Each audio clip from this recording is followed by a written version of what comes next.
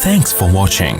Don't forget to like, comment, share and subscribe to Mufti Tariq Masood, famous scholar. اور پھر آگے فرمایا وَيَقُولُونَ مَتَىٰ هَٰذَا الْوَعْدُ إِن كُنتُمْ صَادِقِينَ. چونکہ کیڑے نکالنے والے جو ہے نا ان کا کام کیا ہوتا ہے, دلائل کو ایک طرف رکھو, کچھ نہ کچھ الٹے سوالات پوچھ کے کنفیوژن میں ڈال دو.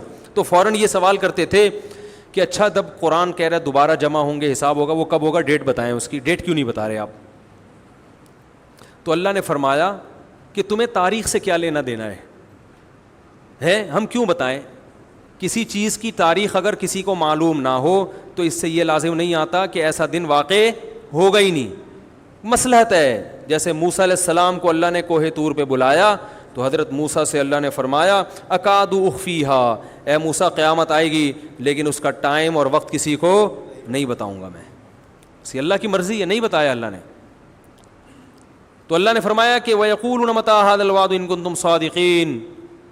اے نبی آپ سے کہتے ہیں اگر سچے ہو تو ٹائم بتاؤ کب آئے گی.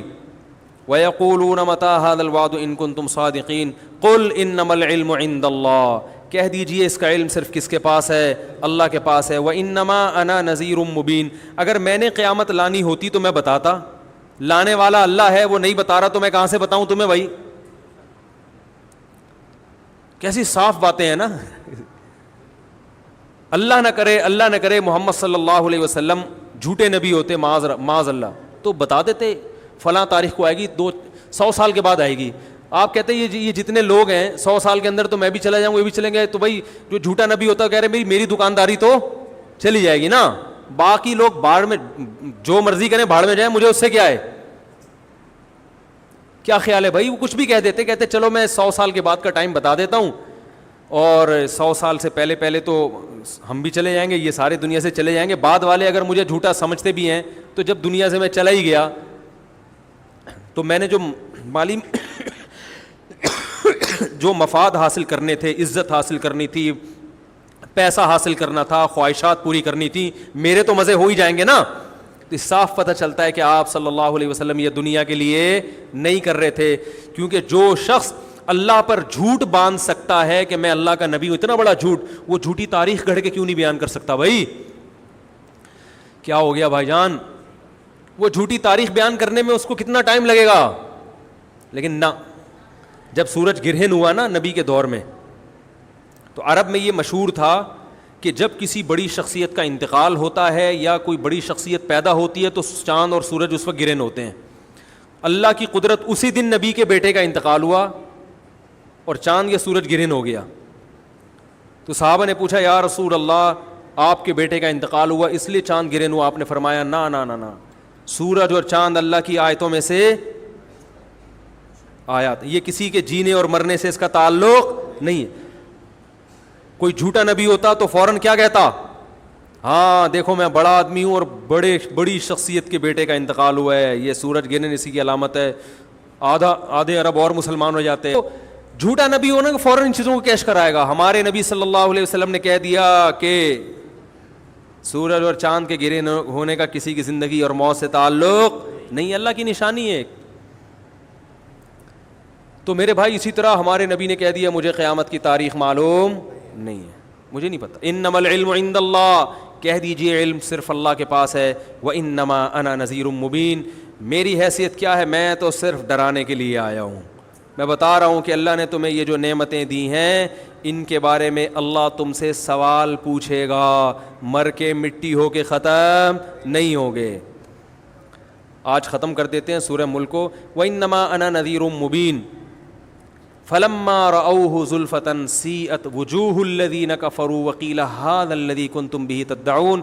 اللہ نے اپنے نبی کو تسلی دی, فرمایا جب یہ اس جہنم کو اپنی آنکھوں سے دیکھیں گے نا جو نافرمانوں کے لیے تیار کر کے رکھی ہے, تو ابھی تو کہہ رہے ہیں اس جہنم میں جانے کا ٹائم بتائیں, لیکن جب دیکھیں گے تو ان کے چہرے بگڑ جائیں گے. جیسے کسی چیز سے نفرت ہوتی ہے انسان کو اور اسے دیکھ کے چہرہ بگڑ جاتا ہے.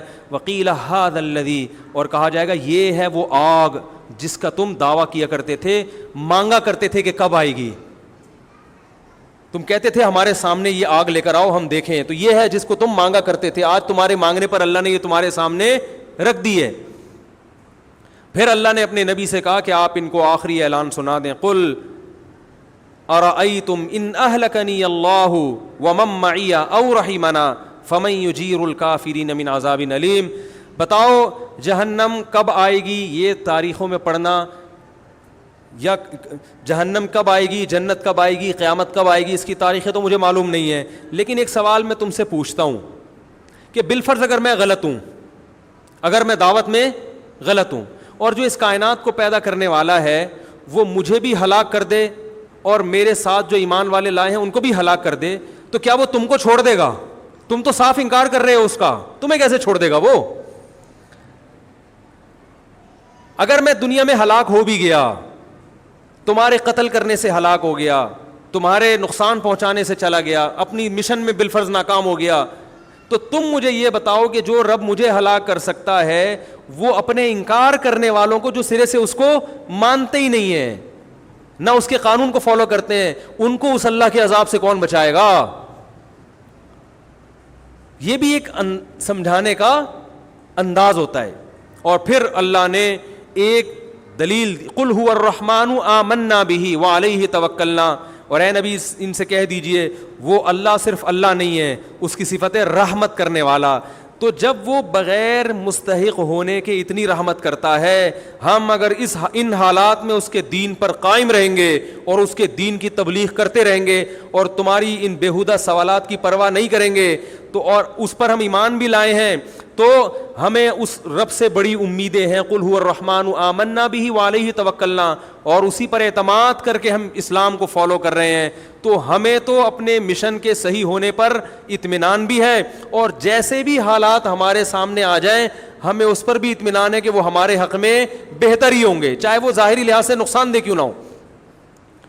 कुल हुवा अर्रहमानु आमन्ना बिही व अलैहि तवक्कलना फसतअलमूना मन हुआ फी ज़लालिम मुबीन, तुम्हें अनकरीब पता चल जाएगा खुली हुई गुमराही में कौन पड़ा हुआ था। और फिर अल्लाह ने आखिरी आयत जो सूरह मुल्क की नाजिल की, उसमें अल्लाह ने अपनी एक और कुदरत को बयान किया कि सूरत को ख़त्म होते होते एक और मैं अपनी निशानी बयान कर दूं उन लोगों के लिए जो अल्लाह को नहीं मानते, या अल्लाह को मानते हैं मगर उसकी नहीं मानते, या अल्लाह के साथ शरीक करते हैं। सूरह मुल्क में बड़ी निशानियाँ बयान की ना, आसमान के सितारों का भी तज़किरा किया, हवाओं में उड़ते हुए परिंदों का भी तज़किरा किया, ज़मीन के मुसख्खर होने का भी तज़किरा किया, बहुत सारी निशानियाँ बयान की।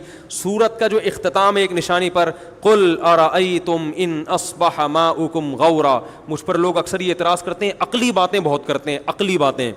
तो भाई इस्लाम तो नाम ही अक़ल का है, कुरान बार बार अक़ल इस्तेमाल करने का हुक्म दे रहा है ना, कुरान में अक़ली दलीलें ज़्यादा हैं। बहुत मुश्किल है, अबे क्या हो गया, बहुत मुश्किल नहीं है, बहुत आसान है समझाना, ये मेरी तकिया कलाम बन गया है ना, क्या करूँ मैं, मजबूर हूँ, बहुत आसान है समझाना, अब फिर मज़ा नहीं आएगा। तो कुरान ने अक़ली दलाइल बहुत दिए हैं। सूरज का इख्तिताम किस पर हो रहा है? एक अक़ली दलील पर, कि अक़ल इस्तेमाल करो। Thanks for watching. Don't forget to like, comment, share and subscribe to Mufti Tariq Masood Speeches channel.